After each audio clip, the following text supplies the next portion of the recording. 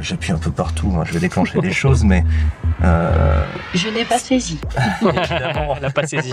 Pour moi, cette voiture, c'est une Opel Astra parce que c'est écrit dessus. Enfin, je connais le logo Opel. Effectivement, c'est une Opel, je le vois au Blitz. Mais au-delà de cela, je n'ai aucune idée de ce que c'est. Donc c'est le groupe Stellantis, hein, ça c'est sûr. Mais j'ai du mal à repérer les éléments Peugeot. Ça me fait penser à un avant de Ford Mustang. Ah bah écoute, ils vont être contents chez Opel. Enfin, je sais pas si c'est une bonne chose. Ah ouais, non mais... Mais quand je vois ça... Mais il est bien, c'est pas pire. Il a raison. Chers petits observateurs, avouons-le, la marque Opel en France a toujours vécu dans l'ombre des constructeurs généralistes français et puis surtout du groupe Volkswagen qui incarne l'Allemagne. Et pourtant avec Julien, on s'est dit, il y a un truc à faire sur la nouvelle Astra. Parce qu'ils ont beaucoup travaillé dessus, on se dit que c'est une voiture méconnue, on voit qu'il n'y a pas beaucoup de vues. Et on a envie de creuser le sujet. Et surtout mon Rosburger national, ça va Julien? Ça va. Et surtout c'est la Sport Tourer, c'est ça la grosse différence parce que c'est vrai qu'on a fait quelques vidéos sur l'Astra et là on s'est dit d'une certaine manière, comme on a fait avec la Mitsubishi Colt et la Clio qui a un rebadgeage, là on faut aller un peu plus loin, c'est la cousine de la 308 SW. Tout au long de la journée on va avoir des petits observateurs qui vont venir et ils ne savent pas avec quelle voiture on est venu, ils ne connaissent pas la voiture, ils n'ont pas pu potasser auparavant et ils vont juste nous donner leur ressenti parce qu'on trouve ça intéressant parce que Opel, Stellantis, le rachat, on peut avoir beaucoup d'a priori. Là, le fait de ne pas savoir, ben, des fois, ils vont peut-être nous dire des choses auxquelles on ne pensait pas. Et voilà. C'est très important, hein. Nous on se dit d'arriver justement vierge, de donner aux gens la possibilité qui n'ont pas notre connaissance, notre savoir, tous les clichés. Tu fais juste 3 recherches Google, tu vas dire ah bah non, en fait c'est la cousine de la 308 SW, c'est exactement le même traitement. Moi j'ai quand même une première question. Parce que nous, on peut aussi dire un peu ce qu'on pense. En termes de ligne, depuis ce matin, c'est toujours pareil, hein, on prépare entre toi et moi. Tu m'as dit un truc, je t'ai filmé, on le voit sur Facebook. Tu m'as dit, et ça m'a frappé, tu me dis, ouais, ils sont arrivés à faire une voiture allemande, quoi.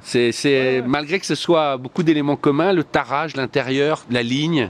Ouais, bah en fait, bien qu'il y a plein de petites différences. En fait, l'avant, on le connaît, et Opel, ils sont très forts. Enfin, moi, j'ai toujours l'impression d'avoir des concept cars sur route, dans le sens où tu as ce fameux calandre avec le visor que tu as ici. Quand tu roules, tu le vois vraiment. C'est les petits. Explique le visor, hein, c'est le trait qui va. Ici, et que tu as aussi au niveau du volant, on est à l'intérieur, mais le volant aussi est, je trouve, très sympa et tout. L'avant, on le connaît parce que c'est l'avant de l'Astra. Enfin, on le connaît nous, mais je pense qu'il y a encore plein de gens qui... Ce qui change beaucoup, c'est l'arrière, où la voiture est beaucoup plus grande, il y a à peu près 30 cm en plus. Et la 308 SW, pour moi, soit on aime, soit on n'aime pas. Mais c'est très anguleux, il y a une espèce de petit deuxième aileron ici, je mettrai une photo, enfin voilà, c'est très particulier. Là, honnêtement, tu as l'impression que c'est un bloc qui a été taillé. Elle est vraiment tout du long en fait, du capot jusqu'à l'arrière au niveau du coffre. Elle a vraiment ce côté, tu sais, le côté break d'antan, mais dans le bon sens du terme. Ça fait du bien aussi parce que c'est un peu aussi l'anti-SUV, quoi. Il y a de plus en plus de SUV avec. Mais c'est vrai qu'il n'y a plus beaucoup de breaks compacts en fait. Ouais. Si tu regardes, ben, tu sais, ça a tellement dans nos campagnes, il y avait, quand tu voyais, je sais pas quoi, les Xara, les 306, etc. Finalement, les toutes petites citadines SW type 207, 208 et tout, ça n'existe plus maintenant. C'est que des petits type Capture 2008 et les entre-deux compacts qui font dans les 460, il y a quasiment rien. Et finalement, ben, à part la 308 ou la Golf, elle a plus beaucoup de concurrentes. Et donc c'était assez... Ouvre le coffre parce que pour un break, voilà, ceux qui seraient intéressés vont dire je connais pas le volume exact. Alors ça dépend si tu as la version hybride ou pas. Ça oscille entre 500 et 600 litres entre les versions en plug-in hybride ou en essence simple, quoi. T'as un petit sous-coffre ou pas vraiment? Alors hop, t'as différents trucs. Moi j'ai les câbles. Tu peux avoir normalement une galette, mais là j'ai l'option subwoofer, donc ça prend la place du truc. Et ça c'est quoi si tu as ton câble? Ah oui, ça c'est le type 2 et ça c'est celui de la maison. En fait, ils m'ont mis les deux. D'accord. Merci Jean-François Serre. Les prix changent tout le temps. Quand vous allez regarder la vidéo, ce sera sûrement un autre prix. Mais de manière générale, au début, elle était un peu plus chère que la 308. Maintenant, en 2024, elle est un peu moins chère. Ou sinon, elle a plus d'options. Juste pour que les gens qui s'intéressent vraiment à la voiture. Mais les prix changent tout le temps. C'est compliqué de trouver les prix aujourd'hui sur les sites. Et elle n'est pas sur le configurateur, par exemple. Ouais, et entre les loyers, parce qu'ils veulent plus annoncer des prix fixes. Comme ils changent toutes les semaines, ça devient, c'est quand même fou ça, trouver le prix d'une bagnole. Moi, des fois, par rapport à une nouvelle loi ou un truc, ça change. Enfin, c'est assez. Mais on en parlera avec les petits observateurs. Mais en gros, avec le plus petit moteur, ça commence à 29. et ça finit dans les 45 000 euros. Quoi. Là, on a la version hybride rechargeable de 180 chevaux. Ouais. Et en Sport Tourer, en tout cas sur mes PDF que j'ai regardé, elle n'existe pas en 225, comme sur ta C5X. Ouais. Là, elle est que en 180. 180 chevaux. Ouais. PDF, hein, c'est quand on imprime le document, Oui, tu ça, dis... ouais, non, mais toutes les petites pièces jointes que je... Voilà, qu'on peut plus trafiquer d'ailleurs. Je t'en prie. Ah, c'est moi qui me mets... Bah, je vous remercie. Moi, c'est vrai que ça faisait quelques temps que je n'étais pas montré dans une Astra. Je trouve vraiment que cette dalle, un peu à la classe A, Mercedes classe A, est vachement bien faite. Tu as deux écrans qui sont là, mais l'intégration est très jolie, c'est très fin. Ça fait assez haut de gamme pour le coup. Et pour ceux qui n'aiment pas le high cockpit de la 308, enfin de chez Peugeot, parce que bah, des fois le volant est trop bas, parce qu'on n'arrive pas bien à lire, ou un problème de lisibilité, bah là en fait vous avez un peu comme sur une C5X, comme d'autres voitures du groupe Stellantis, l'affichage tête haute plus un écran qui est entièrement paramétrable. Là, tu t'es fait à ton goût, quoi. Ouais, je me suis fait des réglages très spécifiques avec la température du moteur et les tours minutes, parce que on en parlera après en essai routier, mais quand la voiture est froide et chaude, c'est deux voitures différentes. Je confirme, Ouais. puisque c'est le même moteur que la Et C5X. je vous le dirai un peu en détail, mais ça c'est vraiment... Mais tu vois, moi, ce qui me frappe, c'est qu'ils arrivent quand même à faire quelque chose de très différent, alors que je retrouve, là, c'est les mêmes emplacements que la C5X. caché. C'est la même Ça chose. aussi, c'est bien. Pour tes lunettes de soleil. Ah, ça, j'ai pas, moi, tu vois. Ouais, parce ça que je j'ai trouve vachement bien. Tu vois. j'avais pas vu, moi, pourquoi j'ai pas ça. Pareil, le mono aérateur, c'est très Opel entre guillemets, tu vois. Et ce les qui- petits boutons, là, tout ça, c'est classe. Mais ce qui est fou, c'est quand je suis monté dedans, bah, mon père avait une Insignia, enfin j'ai un peu Ouais. connu des Opel Corsa et tout. J'ai vraiment l'impression d'être dans une Opel. Oui, Julien, tu dis, oh, mon père a connu dans les années bah 80. non, Non, mais mais comme non, tout le monde se fout de ma gueule, pour une fois, L'Insignia, ouais, c'était année 2000, 2010 quoi. la nostalgie. Et puis les Donc la boutons, clim, t'as quand même les boutons sur la clim. Ouais. Et remets-moi, bon là on a la caméra, mais voilà, c'est la même. Alors c'est le même software qu'il y a chez tous Stellantis. Moi pareil, je me suis fait ma petite tambouille, c'est-à-dire que là, je peux savoir sur quel moteur elle utilise entre le thermique et l'électrique. Là j'ai ma musique, j'ai mon mirror screen si je veux mettre les applications avec mon téléphone. Là j'ai toutes les applications. Et en fait tu peux tout... C'est exactement le même système C'est ça. que dans ma C5X. C'est exactement pareil. Et en fait, ce qui est bien, c'est que il est fluide comme il faut, pas plus qu'un autre ou quoi que ce soit, il n'y a rien de particulier. Mais ce qui est bien, c'est que tout est paramétrable. Je vais être vraiment rapide, je vais pas tout vous montrer en détail, mais hop, dans personnalisation des affichages, que ce soit le conducteur ou l'écran tactile, on peut tout choisir avec des petits widgets, avec les assistances, le tour minute, et en fait ça change tout.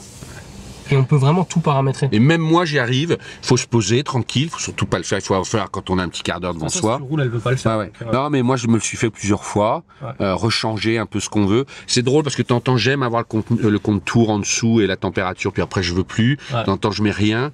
Et plutôt C'est bien pas des fait, gadgets, c'est pas des gadgets en fait. Ça vraiment ça dépend de son par rapport à humeur. d'autres marques où en fait ils mettent des écrans mais c'est statique, là au moins tout sert à quelque chose.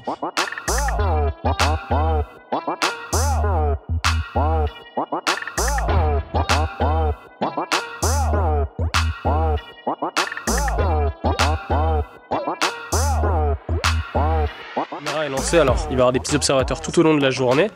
Ils ne savent rien sur la voiture. Ce qui est drôle, c'est que on tourne aux deux gourmands et il y a plein de personnes qui sont intéressées et qui font que de tourner autour de la voiture. Mais pour l'instant, on est avec... Antonin. Alors moi j'ai une Zoé pour la vie de tous les jours et une Lancia Delta en modèle de collection. Nous sommes avec... Patrick, voilà, je roule en Laguna phase 1, Laguna 1 phase 2, voilà, au quotidien. Guillaume, viens, déjà présente-toi. Bonjour à tous, je suis Guillaume, le biscuitier de la ferme, et je suis très heureux d'être là encore avec vous pour non pas un rebadgeage, mais pour faire un essai, c'est ça, d'une voiture qui m'inspire pas trop. On est chez toi, les deux gourmands. On est chez toi, ton épicerie, voilà, ta biscuiterie, tout ça va. Belle, elle est racée. On reconnaît bien nos peines. Elle a quand même un caractère assez intéressant. Elle a des belles nervures. Tu l'avais déjà vu auparavant, c'est la première fois que tu la vois. C'est la première fois que je la vois, et même dans les magazines, je l'ai pas encore vue. Une découverte. Est-ce que tu sais ce que c'est déjà? Alors, effectivement, c'est une Opel, je le vois au Blitz, mais au-delà de cela, je n'ai aucune idée de ce que c'est. Je suis un béotien total, effectivement. Le modèle ne te dit rien? Non, c'est Opel. Donc après Opel, les appellations, je ne sais pas trop ce que c'est devenu. Ok. Moi, cette voiture, c'est une Opel Astra parce que c'est écrit dessus. Enfin, je connais le logo Opel. C'est pas un rebadgeage, tu m'as dit. Et pourtant, quand je l'ai vu, je me suis dit c'est marrant, ça me fait penser à un avant de Ford Mustang. Ah bah écoute, ils vont être contents chez Opel. Bah, je sais pas si c'est une bonne chose, Ah ouais, non mais mais quand je vois ça, Mais il est bien, c'est pas pire. il a raison. voilà, mais ce devant, pour moi, ça fait un peu Ford Mustang. Donc c'est le groupe Stellantis, hein, ça c'est sûr. Mais j'ai du mal à repérer les éléments Peugeot. Ok. Et en break, tu l'avais donc jamais vu. Jamais. Est-ce que tu savais qu'elle existait en break Alors j'ai vu les Peugeot en break, hein, les 308. Ouais, c'est ça. Hein. On en voit sur la route de temps à autre. On a pu la croiser sans savoir ce que c'était. Ouais, mais c'est ça qui est Voilà. aussi intéressant. Et, tu parlais de Peugeot, de Stellantis. Est-ce que tu sais de quelle voiture elle vient? Parce que c'est souvent un petit peu le jeu des poupées russes. Les poupées russes, où effectivement les plateformes sont souvent assez communes les unes avec les autres. Moi j'aurais dit Peugeot 3008, mais sans trop savoir. certitude. L'avant c'est le sport et l'arrière c'est la famille. Ouais, c'est ça, c'est la famille. Et je retrouve un air de... J'y connais rien, vous connaissez l'histoire maintenant, mais un arrière, pas comme ça de face arrière, mais de côté arrière, un peu la 308 ou 408 break. Hey, non mais attends, t'es super fort en vrai. C'est pas mal. Bon, alors ça fait des traces, hein, mais le cas échéant, ça se nettoie très facilement, donc c'est relativement luxueux quand même. Bon, ce sont des plastiques, mais on se sent bien. La position de conduite a l'air un peu basse. Les écrans, c'est très sympathique. Alors moi, j'aime bien hein, l'analogique, mais bon, ça fonctionne. Hein, c'est des grands écrans comme ça avec tout. Et j'aime bien le fait qu'ils gardent un certain nombre de boutons. Clairement, ça fait sérieux. Voilà, les assemblages ne souffrent pas la critique. On voit Tu le vois tout de suite, ça, à peine tu montes, on voit bien les boutons. Il n'y a pas des choses qui sont en Ça a l'air voilà, ça a l'air costaud. Ça a l'air costaud. C'est bien fabriqué, c'est bien monté. Il n'y a pas de fausses notes. Ah là, c'est pas mal. Ah Là, c'est pas mal. Alors, l'assise est bonne. Je retrouve un peu, en fait, l'esprit que j'avais à l'extérieur, à l'avant, ce côté un peu agressif, sportif. Là, je me sens un peu dans un cockpit. J'appuie un peu partout, hein, je vais déclencher des choses, mais Je n'ai pas saisi. Évidemment, on l'a pas saisi. je n'ai pas de commande à demander. Mais voilà, par exemple, c'est bête, hein, mais rien que ça, on appuie, on enfonce, il fait très qualitatif. C'est pas un bouton qu'on enfonce qui revient avec un ressort, c'est très léger. C'est qualitatif. Ben, j'ai l'impression que t'es sous le charme. Ouais. Je me trompe ou Ouais, pas? mais parce qu'en fait, je vais peut-être un peu répéter ce que je disais, mais Opel, pour moi, c'était ce qu'on disait tout à l'heure. Ce sont des voitures de location qu'on va conduire une fois de temps en temps. Et puis, ça ne soulève pas l'enthousiasme. C'est pas une voiture qu'on allait... Mais ce que je constate surtout, c'est que t'es pas insensible au progrès et au modernisme. Malgré la- Voilà, évidemment, je reste quand même assez sensible et sans doute davantage aux bonnes vieilles aiguilles. Voilà. Mais il ne faut pas non plus renier l'avancée qu'ont fait les constructeurs ces derniers temps. Comme ça? Ouais. Ah, c'est pas mal. Et en fait, tout est paramétrable avec un système de widget, un peu comme un ordinateur. Ok. Faut-tu la petite boîte quand même? Moi j'aime bien un petit peu pour mettre ses biscuits, les deux gourmands. Si tu aimes bien les lunettes de soleil. Non, tu. Super. Ce qui est bien, c'est qu'il est sans fil, tu Avec s'en fous, plaisir. tu vois. J'ai vu les Moka quand ils sont sortis et tout, je le trouvais très magnifique. Je trouvais qu'il y avait un travail d'effectué qui était vraiment bien, très intéressant. Donc je pense qu'ils sont en train de redorer l'image d'Opel et c'est très bien, ce sont des très bonnes voitures. Enfin, quand on voit ça, je vois pas pourquoi est-ce qu'on repartirait pas avec. C'est dommage que la marque de Rüsselsheim soit aussi négligée peut-être par l'homme de la rue dont je fais partie, où on peut passer à côté sans rendre compte et sans percevoir la qualité qui est inhérente au modèle. Comment? Alors, non mais c'est intéressant. Ah bah tiens, Vas-y, ouais, vas-y, ouais, vas-y. ouais, là, je... Ouais, Alors- ah non, faut que j'appuie sur le frein. sans Déjà, doute. je crois qu'elle n'est pas totalement allumée. Faut que tu appuies sur le frein. Attends, ouais, là. Ouais. Ah, c'est marrant. Quand je suis ici, je vois pas le start engine. Ouais, il est un peu caché. Tu vois, j'avais envie de cliquer là. Et là, Ça va pas s'allumer là. ok, Voilà. intéressant. Ah, le thermique, j'ai plus l'habitude. D, ok. Voilà. T'as un mode régénératif, t'aimes bien ou pas? C'est un peu une one Oui, pédale. j'aime bien. Ok, je te le mets en route. D'accord. Et la voiture est à toi. Bon, c'est dommage, t'en as dit du mal au début, sinon tu l'aurais vraiment gagné, mais. Ouais, si t'avais ces comptes, t'aurais pu repartir avec. C'est vrai. Bon, vous voulez- Je sens qu'on peut appuyer là. Ah, c'est trop bruyant. C'est bruyant. Intéressant, hein? Ouais. Ce qui est intéressant de voir, désolé, hein, je te coupe, j'ai vraiment pas te couper. Est-ce que tu peux remettre mon affichage à moi? Parce que je pense que la voiture est froide. Il faut que tu appuies sur le petit commodo et on va voir. Ok. Est-ce que tu vas voir? Voilà, laisse ça. Pour l'instant, elle n'est pas chaude vraiment, elle n'est pas encore à 90.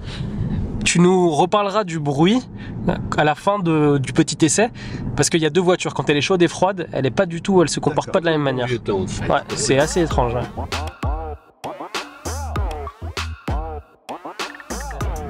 Ouais. Parce que là, on s'approche des 90 degrés. Tu sais, c'est déjà un peu une autre voiture. Bon, la sonorité n'est pas la même. Ouais, c'est fou. Hein. Et c'est ouais, c'est plus agréable là. J'imagine les mecs en concession qui doivent faire essayer les voitures, ils les laissent tourner toute la journée pour qu'elles soient chaudes. Limite. Non, mais Limite. T'as raison, c'est pas la même chose. C'est confortable. Ensuite, l'assise est agréable. on va jouer au petit jeu du coup au niveau du prix. Alors vas-y. La moins chère, sachant qu'elle a un petit moteur essence, boîte manuelle, hein, et la plus chère, c'est-à-dire soit hybride, soit électrique. T'es assez fort d'habitude à ce jeu, donc on va voir. Ouais, tu nous La fais moins chère. Ouais. La moins chère. Elle commence à combien? Et là, ça Elle commencerait à entre 28 et 32. Putain, il est fort. Exactement ça, 29. Ok. Et tu peux monter jusqu'à où? Et tu peux monter, je pense, jusqu'à toute option. Ouais. 45, 48. Non mais attends, t'es fort, hein, franchement, ouais, bravo. On t'entendrait bien avec Opel. Ouais, J'adore Opel. Si. On le disait tout à l'heure, Renaud, Moi, j'adore depuis Opel. le temps qu'ils veulent livrer des biscuits dans toutes leurs voitures, dans toute l'Europe, les deux gourmands. Alors, où est-ce que c'est fabriqué, Opel? En Il est Allemagne. fabriqué en Allemagne. Vraiment fabriqué en Allemagne. Bon, ça reste européen. Ouais, ouais. C'est bien, faut le souligner, ça. Ouais. Ce qui est C'est une bonne chose. Ça, je suis ce qui est sensible à ça aussi. intéressant, et on fait ces vidéos pour ça. À la base, tu connaissais pas la voiture, que tu connais Non. pas le modèle et tu t'intéresses pas trop à Opel. Et là, finalement, comme j'ai l'impression que tous nos abonnés toute la journée, bah tu te dis en fait c'est pas si mal quoi. C'est Bah oui. non mais moi je suis surpris hein, parce que je m'attendais pas à ça. Enfin. Et tu vois, là, je viens de prendre le coup de pied pour le freinage. Je sais Ouais. pas si ça se dit comme ça, mais très agréable. Micro-conclusion, parce que je fais quand même pas mal de kilomètres avec. Exactement comme Renault avec sa C5X, moi j'avais pas eu le temps d'essayer longtemps ce moteur, et Guillaume a dit la même chose. Voiture froide, voiture chaude, ce n'est pas la même voiture, donc je vous invite vraiment à l'essayer parce que ça n'a rien à voir. Un peu déçu sur l'hybridation juste en termes de conso, batterie vide, parce qu'on frôle avec les 6 litres, 5, 7 litres, on aimerait que ça fasse un petit peu moins. Je la trouve un peu comme tu disais, confortable, mais en même temps, tu sens qu'ils la veulent un peu tarée à l'allemande, elle est assez basse et tout, t'as un côté germanique, mais comme il faut, je pense qu'elle peut plaire à pas mal de gens. Et franchement... bah, c'est pour ça qu'on a fait cette vidéo, je suis super content parce que personne ne la connaît. Sur internet les essais, il y en a très peu et les gens cliquent pas forcément. Et là, bah, toute la journée, Renaud t'es témoin, bah, tout le monde est surpris de la voiture. Donc je trouve ça vachement cool. C'est une bonne voiture et... Ouais, qui mérite d'être connue. Moi, ça serait, je rajoute, c'est une bonne voiture qui mérite d'être connue, qui est validée par un POA et les deux gourmands. Ouais. Voilà. Ça, j'aime bien. C'est validé. Voilà. C'est validé. Bon, merci Guillaume. À la prochaine avec une autre voiture. Bah, merci à vous, avec grand plaisir.